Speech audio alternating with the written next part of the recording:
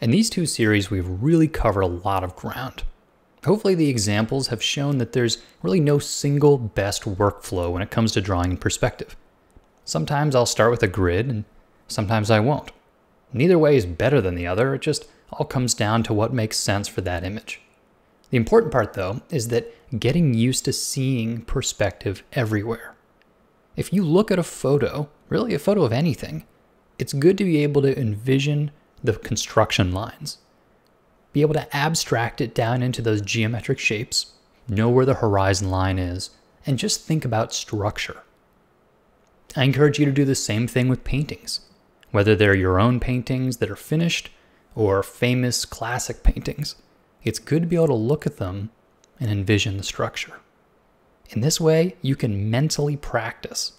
And I'm serious when I say this. You can get better without ever even lifting a pencil if you're just constantly thinking about perspective. So in a sense, you could replace the word perspective with structure. Because I think especially if you need to draw from your imagination, whether you're a concept artist or an illustrator, being able to start with structure and then wrap details around it is really important. It has a way of grounding your images and avoiding problems that crop up later in the drawing process. Now, when it comes to accuracy, every artist is going to have a different approach to perspective. I tend to favor speed and looseness over mathematical precision, but your requirements might be different. If you needed to create really specific, accurate diagrams, some of these methods probably wouldn't work too well for you. But as a concept artist, my requirements are being quick. I need to get out a lot of ideas onto the page, and having a sort of sketch freehand method allows me to do that. I don't get bogged down with too many of the rules.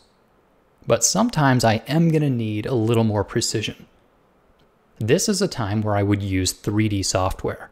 Now, I didn't touch on 3D software yet in these videos because they're a bit beyond the scope of it. But if my assignment required it, I'd probably use SketchUp as a framework. I really like this software because it's free, and it's also great for sketching. It seems to be built by someone who used to draw by hand and then wanted to bring it into the computer. So here you can see I'm working inside of 3D software, but I've set up some textures to make it look a lot like the constructive 2D perspective drawing I'm used to. This way, once I've got the nice understructure, I can do a few quick renders, bring them back into Photoshop, and here's where I'm going to add all the extra details anyway. So in this way, 3D software is never a replacement for drawing in perspective. You always have to know how to do it manually. But it is a balancing act. If I were just doing a creature, freehand sketching might be faster.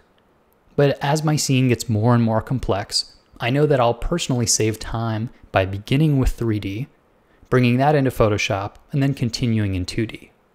Now, if I am going to start in 3D, it's really important to begin with good thumbnail sketches.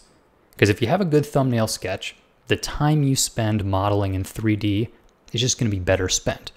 You won't mess around as much, you'll go right towards your intended goal. But at the end of the day, your balance between speed and accuracy is going to be a personal choice.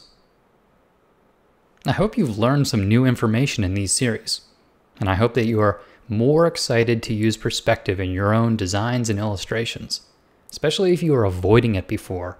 Hopefully you see that, well, it's just really not so scary. I also want to really thank you for supporting this site. This is so important. By buying this series, you're helping to keep the site up and running and allow me to keep creating new free videos every week. I really appreciate it.